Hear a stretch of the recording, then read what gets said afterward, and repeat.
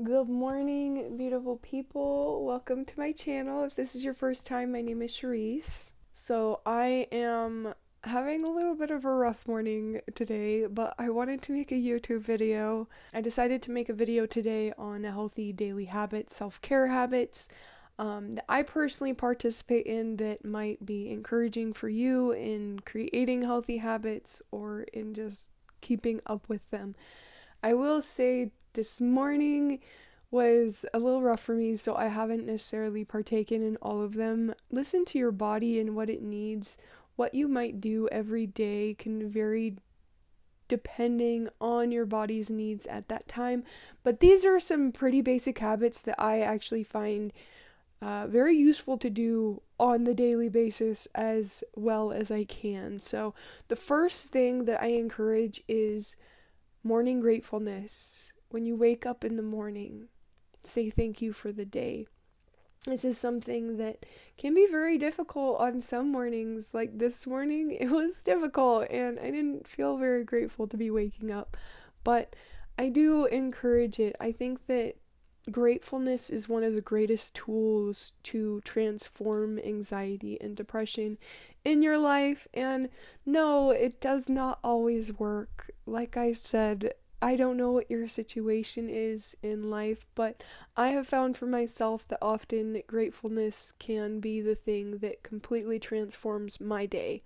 Next, I make my bed. I know this one's really basic, and my bed is very sloppily made this morning. It really shows my mental state. And some days I get up, I'm like, I don't even care. Like, why make my bed? Honestly, I believe that your environment that you live in is a mirror to what is going on inside of you.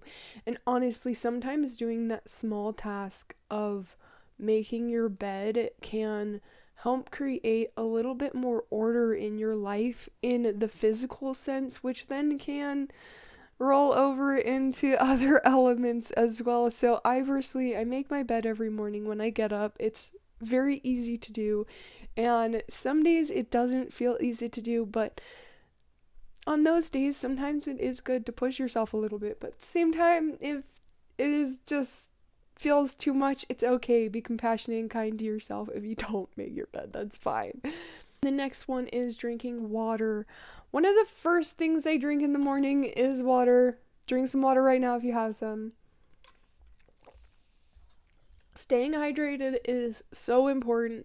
I do find though that depending on your body and such, drinking enormous amounts of water cannot always be beneficial. I was getting up every morning and trying to drink like a mason jar full of water, and every morning it would hurt my stomach. And then I did some research and I found out if you drink too much water on an empty stomach, it can actually cause stomach aches and nausea and pain. So listen to your body with this. Some people might find it like it kickstarts their day off just right, while other people like me, drinking too much water in the morning can actually be kind of harmful to my body. So I try to eat something before I drink too much water. Depending on how thirsty I wake up. Hopefully I don't wake up thirsty as fuck in the morning, but sometimes it happens, guys. So, drink enough water throughout the day. Stay hydrated. Seriously, I try to drink like 3 to 4 of these a day and sometimes more, especially if I'm working, because I work out in the sun in the parking lot and it gets hot out there and I sweat balls. So, drink enough water. Another one of the first things that I do in the morning is I wash my face off. After I go to the bathroom, I go wash my hands and I wash my face, get the gunk out of my eyes, and just, it's a nice way to start the morning, and it's really easy and it's very refreshing. This is something that I started doing every morning when I lived out of my car, and I didn't have a sink all the time. I wasn't always near a bathroom, but it really just helped my day start off fresher. Just wash the face. I just use water. I know some people are like, oh my god, you just use water, you're one of those people, but that is it. That is my whole facial washing routine, is just washing it with water. Next is brushing your teeth twice a day and flossing once a day. I know that when I am personally going through a lot of depression or anxiety, brushing my teeth tends to be one of the things that goes out of the window first. Recently, I have actually been really on top of this even when it feels difficult, and I think that teeth care is super important, guys. I learned this the hard way. Oh man, I used to experience so much pain in my gums and my teeth. I had really bad gum infection. I never really learned how to floss when I was younger, so I never did. I just started flossing consistently about 2 years ago when the dentist told me I had a really bad gum infection, and I was just experiencing bleeding gums, pain in my gums all the time. My teeth were super yellow, and I started really getting on top of my teeth care. I also found out I had a ton of cavities, so I got on top of that, and I will say that experiencing a massive amount of tooth pain was a great inspiration to get me to be on top of that now, where it's like, even if I'm really depressed, I'm like, I need to take care of my teeth because I don't want to feel worse than I already do. So I do encourage you guys to brush your teeth twice a day and floss once a day. I know that this seemingly simple task can feel so difficult at times when you're going through difficult things in life, but take care of your teeth and your teeth will take care of you, because trust me, having infections in your teeth and problems like that can actually cause infection in the rest of your body, which is going to make you feel even worse. And what we're doing here is trying to make ourselves feel the best that we can by doing small tasks every day to encourage healthiness in our life, physically, emotionally, mentally, and spiritually. So it might not seem like brushing your teeth is something that is going to help you when you are depressed and anxious, but trust me, in the long run, it is going to have a positive benefit on your body, which is going to have a positive benefit on your mental health. So take care of your teeth. Next is eating nutritional whole foods. That means cut out the processed food, guys. Don't eat too much sugar. I feel like this is pretty basic straightforwardness. Listen to your body, though. Anybody who says there is one way of eating that is best for anyone, I instantly block them out and okay, you are ignorant as fuck. Listen to your body. Every person's body has different needs. If you think though that your body's personal needs are junk food and processed food, no. I'm sorry, but no, I am not gonna believe that. Maybe, I don't know, whatever, but seriously, what you're putting into your body is what you are feeding your body, what you're feeding your mind, and what you're feeding your spirit. It all is tied in with each other. So eating good foods, making sure you get enough fruit and vegetables. Maybe you're the type of person who doesn't need to eat as much of those all the time. That's okay. I personally am the type of person who needs a lot more fruits and vegetables. I was vegan for about 5 years. I am no longer vegan, and I do find it completely necessary now for my physical and overall health to eat meat products, but for me, eating a little bit less than most people would be a good option.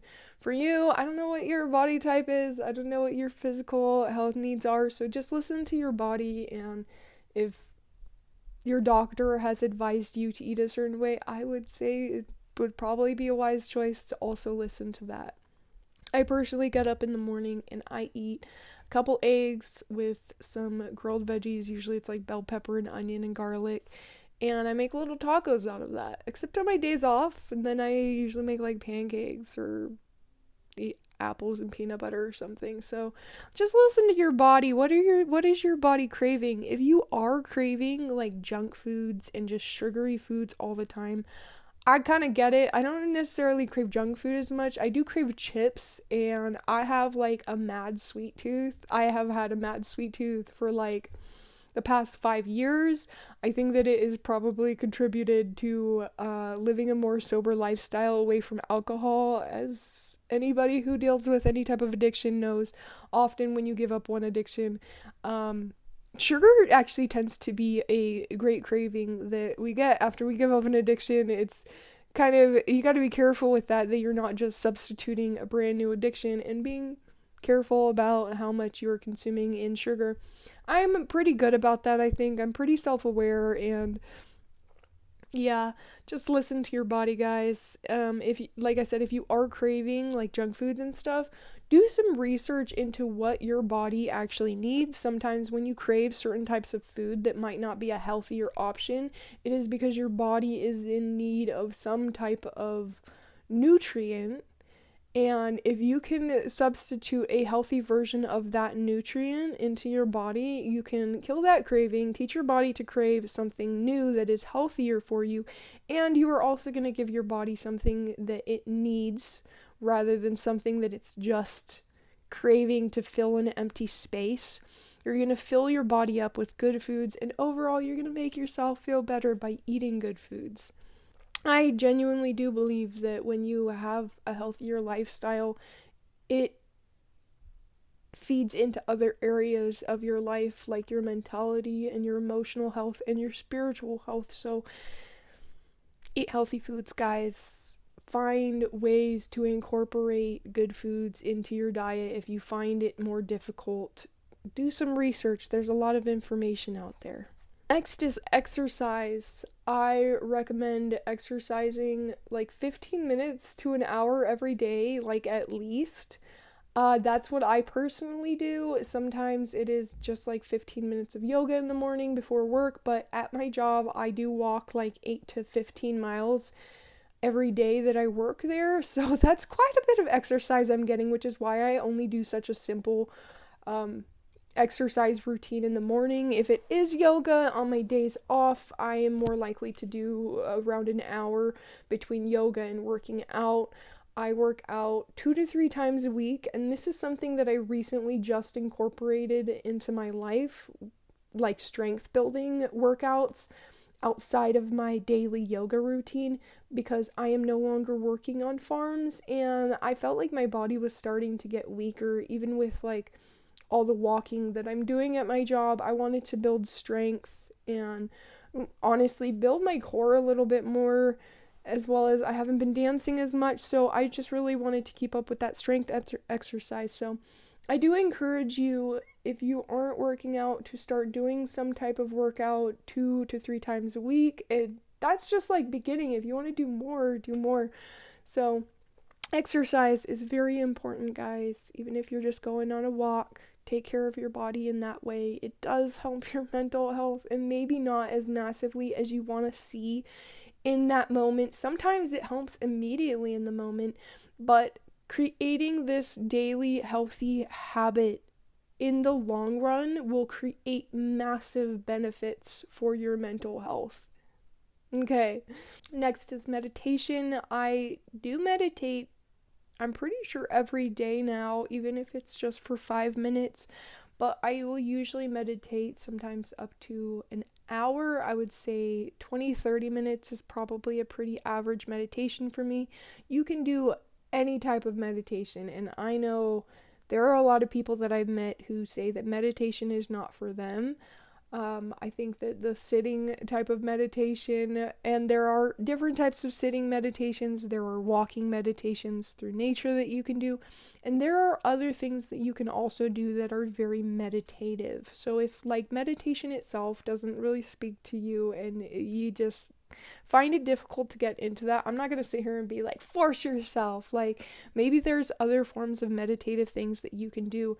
For a lot of people, doing something creative is a very meditative practice. So just a little bit of an option there. Maybe you're more into some type of art or creating something or writing. That can definitely be a meditative practice, and I encourage you to do a little bit of that, like 15 minutes a day. I encourage it. I personally think it helps me immensely. Next is spending time outside, putting your feet on the ground. Grounding is becoming more and more acceptable, like socially acceptable and believed in. There is actually a lot more science that has put into this as well. If you'd like to check out any videos, there's a lot of information and scientific studies actually on grounding and how beneficial it is to our energetic bodies. Because if you don't know, our bodies are energetic, guys. So go outside, spend some time outside, and I highly encourage you to take off your shoes, put your feet on the ground for 10 minutes a day. Easy peasy. We got this shit. It's okay if you don't do it every single day. I do try to do this every single day, just for even 10 minutes, 5-10 minutes a day. Like, it helps, guys. It really does. And it's not that long, but I understand. Some people have really busy lifestyles. But there's a classic thing that it's like, if you don't have the time for it, that means that you should make the time for it. So, when you're outside, soak in the sun. It is the summertime, so getting that vitamin D is really nice. It encourages our moods and our mentalities. Get out in the sun, guys. Don't just lock yourself up inside all the time. That is not going to help your mental health. Seriously, you need to go outside. You need to go outside. You need to soak up in the sun a little bit, put your feet in the dirt. Don't just lock yourself up inside, because if you are locking yourself up inside and you are wondering why your mental health is not improving and you are allowing yourself to go down that spiral of darkness, but you are not doing something as simple as going outside, you are creating that darkness for yourself, and you are not allowing yourself the space to heal and to grow out of that darkness. The next thing that I do every day is I spend time alone or with friends. I do not really have friends out here right now, so I do consider going to work, spending time with friends if I talk and hold conversations, or if I do hang out with people here, I consider that as well. But I do have friends that I can talk to on the phone and just share my life and share energy with them. I think that that's really beneficial. I don't think that you need to do that every single day, but it is something that I try to get a little bit of every day, is spending time with somebody else. I live with my brother, so sometimes that spending time is spending a little bit of time with him, but spending time alone is also very necessary. I know that I am probably a little bit more of a reclusive introverted okay, I'm a lot more of a reclusive introverted person, so spending time with other people would be something that I am focusing a little bit more on incorporating in my life, because spending time alone is something that I find very easy to do. It doesn't always necessarily feel easy. Sometimes I can get really, really lonely, but perhaps you're somebody who actually is always around people. I do encourage you to start practicing spending a little bit of time alone and increasing that time, and of course, enjoy the community. There's nothing wrong with you enjoying spending time with people and being an extroverted person who just loves to be around people all the time. There is nothing wrong with that. But I do also encourage you to spend time with yourself, get to know yourself and your darkness and your lightness and all those beautiful aspects of yourself. Next, I encourage you to do something that you enjoy. I know sometimes it's like, it feels like you don't enjoy anything anymore when you get depressed and down on life, and it's just like, nothing brings joy to me anymore. Do something that used to bring joy to you. This is something that I had to encourage myself to do when my dog died recently, and I was not finding joy in any of this. I was doing all my daily self-care habits and tasks, and I just wasn't finding any joy in any of the things. I am honestly in a period of that right now where I'm struggling to enjoy anything in life. But you know what? I have been pushing myself to do things. I painted on this shirt on my overalls, and I actually enjoy doing that. Even it's like, I pushed myself to do it even though I didn't think I would find joy out of it, and I actually did find joy out of it. I also was encouraging myself to paint. I painted this the other day when I didn't really want to do anything, and I was like, I don't think that sounds enjoyable, but I actually did enjoy doing it. So do something that you enjoy, even if it feels difficult that day. There are other little daily tasks that you can participate in. These are ones that I do not always do, but I do almost daily. Positive affirmations and journaling. There are a lot of people who do this every single day. I go through periods where I do this every single day, but listen to yourself and what you need. These can actually be very healthy habits to participate in daily, and they can encourage a very positive mentality and encourage you to keep up on taking care of yourself and taking care of these healthy habits that you are now incorporating or perhaps already have incorporated. There's other little daily habits that you can do, like putting on a nice outfit. I do that every day because it honestly does help cheer me up, just wearing something nice that I like. Taking a shower or bath, I don't do this every single day, but perhaps you're the type of person who likes to do that every day. I do think that water is very purifying. So if you are in like a certain mental state or mood or experience anxiety or just feel like so much from work has come home with you, take a shower, take a bath. Water can help purify that. Epsom salts really help cleanse your energy. Epsom salts or baking soda. You can even add essential oils like lavender, like, I don't know, like whatever you want, baby. But that is a great daily self-care habit to participate in, but that is also not something that I do every single day. Listen to your body. Give it rest when it needs. Look at things that make you smile. This one, I don't know. I feel kind of silly about this one sometimes, but sometimes I will just sit and like stare at my little plants. I'll show you guys. I have a little bonsai and a money tree over there, and sometimes I'll just sit and I'll stare at them, and sometimes I'll just stare at like the pretty things that I have, and I just smile, you know, look at cute pictures of dogs. I don't know, like, I don't encourage just constantly searching for those dopamine hits, but if you're really depressed, especially, like, try to find something that is going to make you smile and allow yourself to smile or laugh at that. It helps a lot. Laughter is super healing. I know sometimes when I'm really depressed, I'm like, it would be just nice to laugh right now, and there's like, it's really difficult sometimes. So I get it if that's the place that you're in. Doing self massages is awesome. Your ears, your hands, your feet, and your face are actually connected to every part in your body. So those are very small areas that are easy to massage on yourself. Just a little ear massage. You can also look up ways to do this. Oh my god, that feels so good already. Seriously, guys, this is especially helpful if you're not feeling so great about yourself or your life, or even if you're bored and you're like, I'm just bored with myself and my life right now. Like, give yourself a nice little massage. You deserve it. I can't personally always afford a massage right now at this point in my life, and I look forward to the day that I can have somebody else do it for me. But those are great areas to start: your hands, your feet, your face, and your ears. Once again, this is not something that I do on the daily, but this is something that you can totally do on the daily, and it would probably be very beneficial. I should probably actually start doing that every day. That would probably be awesome. Doing something nice for yourself or somebody else. This, I guess, isn't something that you have to do every day, but maybe you'd like to do that every day. Yeah.